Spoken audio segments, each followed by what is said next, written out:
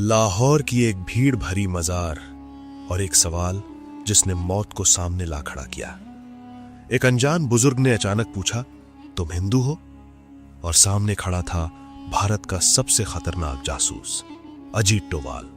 न भागने का रास्ता, न बचने की गुंजाइश, बस एक गलती और सब खत्म। लेकिन उस बंद कमरे में जो सच सामने आया वो किसी मिशन से बड़ा था, एक ऐसा राज जो सरहदों से भी गहरा था और शायद इंसानियत की सबसे खामोश कहानी भी। लाहौर की वो सर्द शाम, गलियों में तैरती इत्र की महक, और उन गलियों के बीच चल रहा था एक ऐसा साया जिसे पकड़ने के लिए पूरी पाकिस्तानी हुकूमत अपनी जान लगा देती।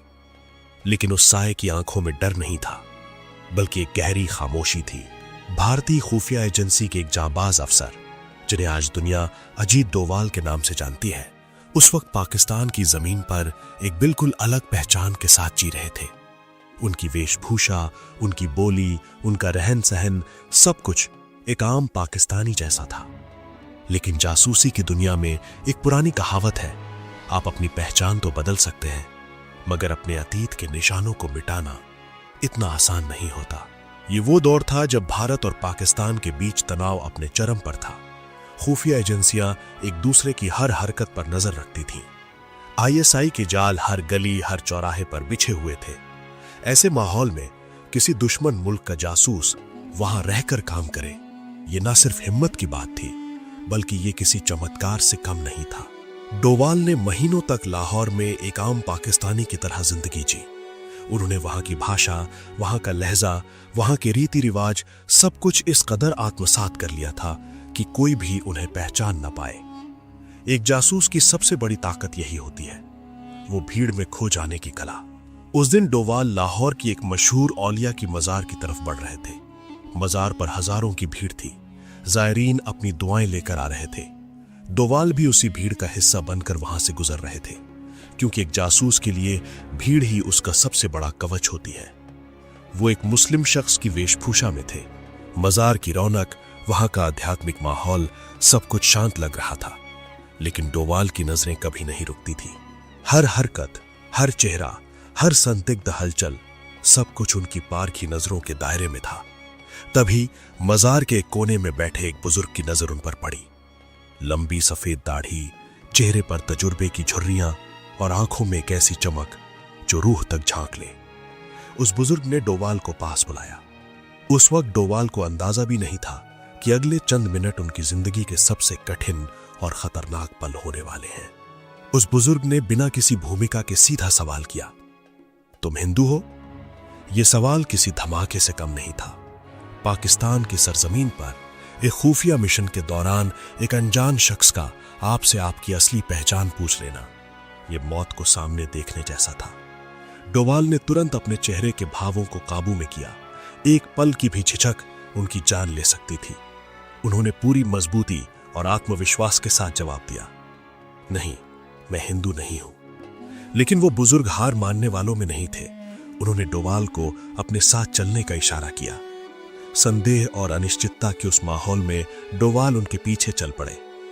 वो बुजुर्ग उन्हें लाहौर की तंग और भूल भुलैया जैसी गलियों से होते हुए एक छोटे से कमरे में ले गए। जैसे ही वो कमरे के अंदर दाखिल हुए, उस शख्स ने झट से दरवाजा बंद कर दिया, कुंडी चढ़ा दी। कमरे में सन्नाटा पसर गया था, जिसे सिर्फ डोभाल की दिल की धड़कनें तोड़ रही थीं।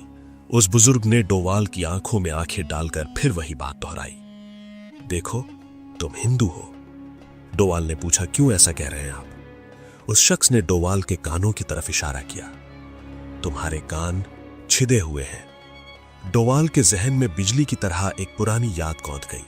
उनके पैतृक गांव में बचपन में लड़कों के कान छेदने की परंपरा थी, जिसे कर्णवेधन कहा जाता था। बचपन की वो छोटी सी धार्मिक रस्म आज उनके लिए काल बन सकती थी। डोभाल ने स्थिति को संभालने की कोशिश की। उन्होंने एक नई कहानी गढ़ी और कहा कि वो बाद में धर्म परिवर्तन कर चुके हैं। लेकिन वो बुजुर्ग अनुभवी थे। उन्होंने साफ शब्दों में कहा, तुम बाद में भी कन्वर्ट नहीं हुए हो। उस वक्त डोभाल को लगा शायद खेल खत्म हो चुका है। पाकिस्तान के दिल में एक बंद कमरे में उनकी असलियत एक अनजान शख्स के सामने आ चुकी थी। बाहर आईएसआई की जासूस थे, पाकिस्तानी फौज थी, और इस कमरे में बस एक अनजान बुजुर्ग और एक उजागर हो चुका राज। उसे एक पल में डोभाल ने अपनी पूरी जिंदगी को जैसे एक सांस में जी लिया। लेकिन इसके बाद जो हुआ, उसने इस पूरी कहानी को एक नया और भावुक मोड़ दे दिया।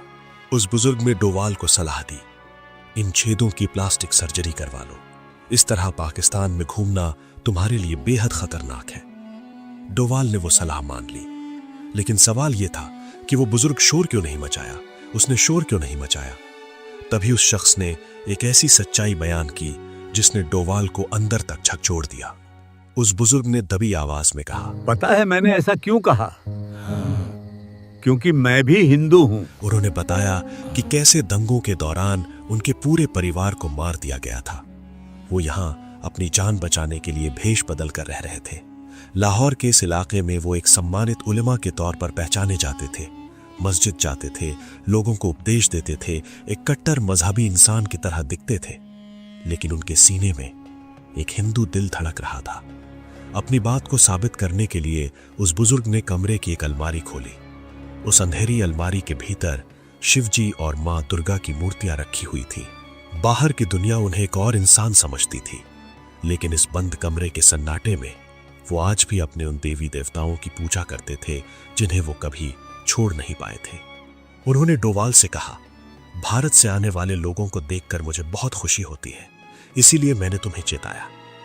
डोभाल के लिए ये एक अजीब सा एहसास था। दो दुश्मन मुल्कों की कड़वाहट के बीच दो लोग जो अपनी पहचान छिपा कर जी रहे थे, एक छोटे से कमरे में एक दूसरे के सामने खड़े थे। एक भारत का जासूस और दूसरा अपने ही देश में बेगाना हो चुका एक मजलूम इंसान।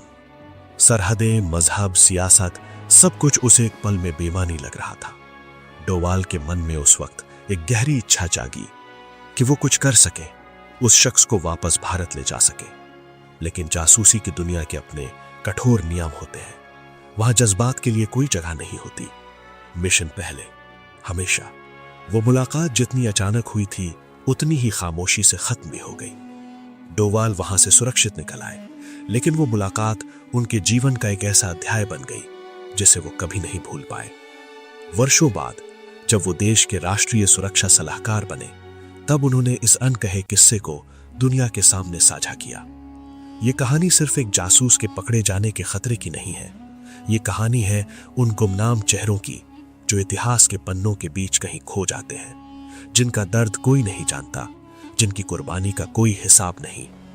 लाहौर की उन गलियों में आज भी वो मजार मौजूद है जहां हजारों लोग अपनी मुरादें लेकर आते हैं। शायद आज भी वहां कोई अपनी पहचान छिपाकर जिंदा रहने की कोशिश कर रहा होगा।